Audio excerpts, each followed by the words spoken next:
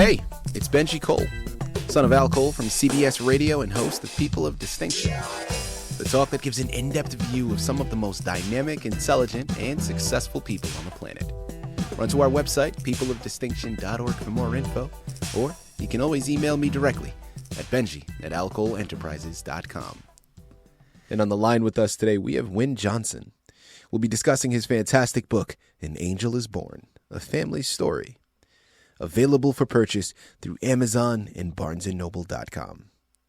And I will say, Wynn was brought to our network, People of Distinction, today by some of the best movers in the business, author Reputation Press Publishing. So if you have a book that you'd like moved, do yourself a favor and contact ARP. And you can find out more information on them at authorreputationpress.com. Without further ado, let's jump right in.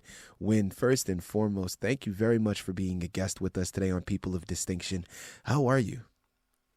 Very well, Benji. Thank you so much for having me on. It is hard to talk about, and it's something that you don't really think too much. You don't dare think about it until it happens. Mm-hmm. But I had never really thought about being a writer. I've been an avid reader all my life, and as I have said, I read 40 to 50 books a year. I've done that for many years. But I had never thought about writing anything. And when my sister's child passed away, we always considered her to be a child. She was a special needs young lady. She was born in 1972. And when she was born, they said she probably wouldn't make it through the night. Doctor's exact words were, "We're counting minutes, not days, not weeks. So don't even think about the future. Let's try and get through the night." Well, this incredible young lady lived to be 39 and a half years old. She passed away on October the 1st, 2011. And she left a scar on all of us. Mm-hmm. So we decided to somehow try to keep her memory alive. So that's the reason the book was written, just for our family. I had no idea that it would have an impact on so many people. So the book got uploaded to all the channels. People started asking for it. But in writing the book, if I can back up a bit, in writing the book, I had to also tell the story of her parents, my sister and her husband, who are also incredible people. So I had to go back to the 1940s when they were born, when things were very different. And so the book begins there. And as I wrote toward the present, I remember that this person was killed in a car crash. This one was killed in Vietnam. One boy in the book dies with rabies. So I realized that it happens more often than we think or we care to think about. And so the theme of the book became parents who lose their children before their own death. And so when the book came out, I went on 2 book tours, and I interviewed on TV in Dayton, Ohio, Cincinnati, Lexington. So the news station, or quite a few radio stations as well, but they would post on their website where I would be signing books or speaking or whatever. So people would come to tell their story. And I remember one particular couple in Dayton, Ohio. They told of their son who passed away. He had graduated college. He was very successful. He had owned a business, moved down to Florida, and he developed cancer and died within a short few months. Wow. So they were there to tell his story, and it was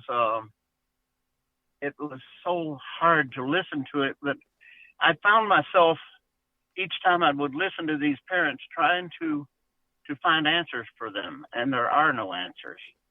So I remember certain things that parents have told me that are so in common that they would say, for instance,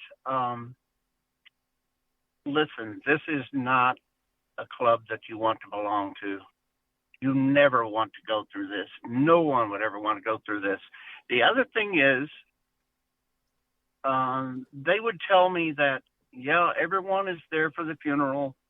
Everyone calls. for the first few days. And then people start to shy away from you. The phone stops ringing. You stop hearing from people.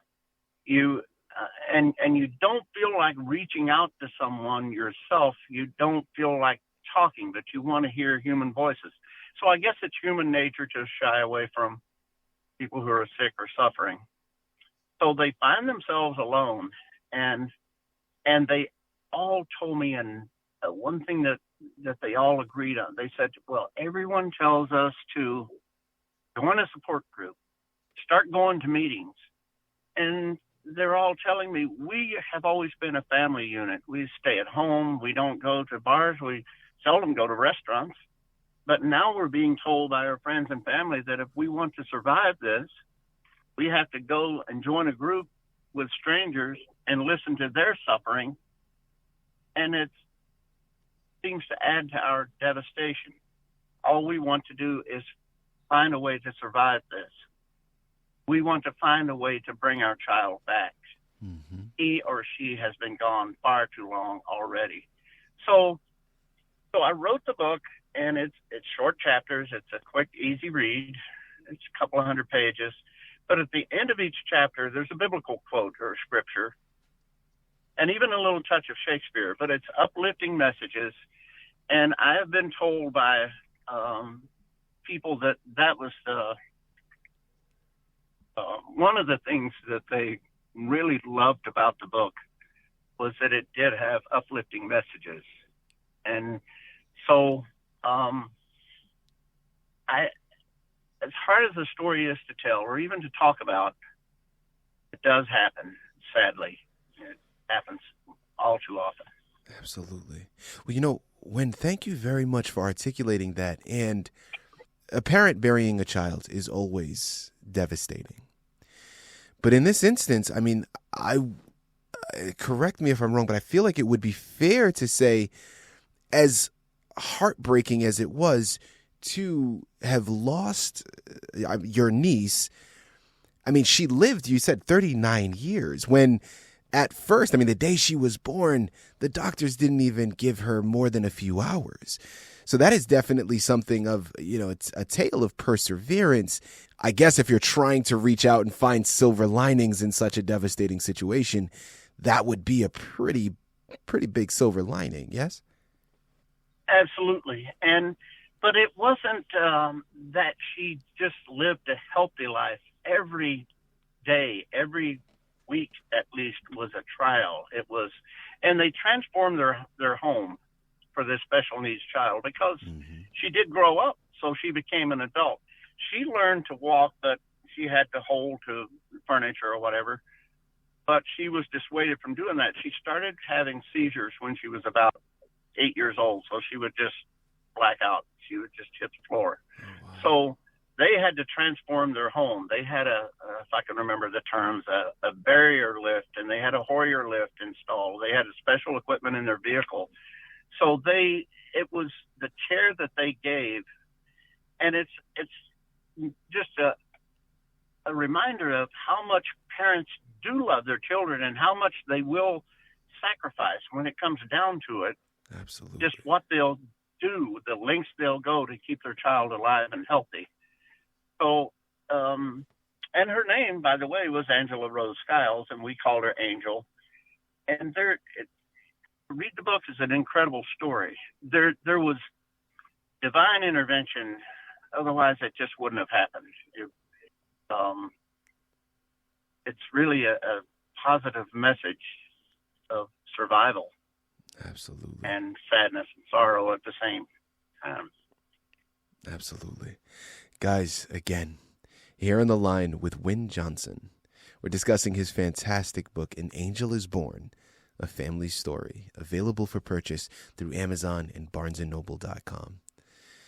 Now, Wynn, thank you again for everything that you've relayed thus far. I mean, I appreciate you and your family having the bravery to not just keep this amongst yourselves, to put it into a book and really put it out for the public to partake in as well, because I firmly believe that other people will be able to see themselves in your story, and they'll find hope, they'll find solace, they'll find peace in that journey, in your journey. And I think that there's so much power in that. Now, for anybody out there that's listening in that has gone through a similar circumstance and they're weathering the storm, trying to figure out what to do, how to get through it, because they just went through the experience of losing a loved one. What words of wisdom, what advice would you be able to articulate to our listening audience? Do not try to do it alone. Reach out to every friend, every family member, because my sister she for lack of a better word, she hid herself away. She kept the house dark, no Christmas lights till this day. She's always loved music. Wouldn't allow music in the house, no TV on. She just sat in silence for weeks and weeks and weeks. And what the one thing that really bothered her was she said to me one night, I live in Minnesota. She lives in Ohio. And we used to talk for hours on the phone. And she said to me once, it's amazing how quickly people are forgotten once they pass away. And soon she'll just be another name on the mausoleum. Find a way to keep your loved one alive in some form or fashion, because that person is dead only in the flesh. The soul, the energy is still there, still around us. Don't let that die, and don't try to face it alone. Reach out. Absolutely. Wynn, I think that's such a great point that you bring up.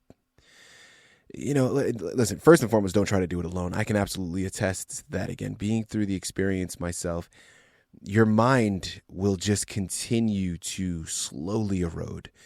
It really just eat away at you, right? Because when you're lost in your thoughts, when you're not around other people, it's so much harder to negate those thoughts. So that is fantastic advice. But also what you're saying in terms of just because someone passes away, and believe me, guys, I understand this is much easier said than done. Okay, we are oversimplifying things right now for the sake of the interview, but just because someone passes away here on earth, it was only the flesh that we lose.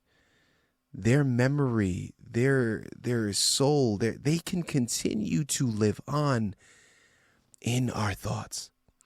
And really continuing to remember, even though it may be so painful at first. And again, speaking from my own experience, I know that when you're going through it, when it first happens and it's still so fresh, the last thing that you want to do is think about that person. Not because you don't want to think about that person, but because thinking about them will, of course, continue to bring you back to the fact that they are no longer here. And you can't touch them anymore. You can't just talk to them in the same way that you once did. So I understand that it is easier to shy away, or at least it seems easier to shy away in the moment. But it is so valuable what Wynn just said. Their thoughts, the reminder, the thoughts of them are still there. They're still just as vivid. And it's up to us to keep them alive in that way. I love that message. It is so beautiful. It is so powerful. Guys, listen, that's not all. Okay. Again, this was the anchor for today's interview. And I'm so glad that it was, because this book is phenomenal.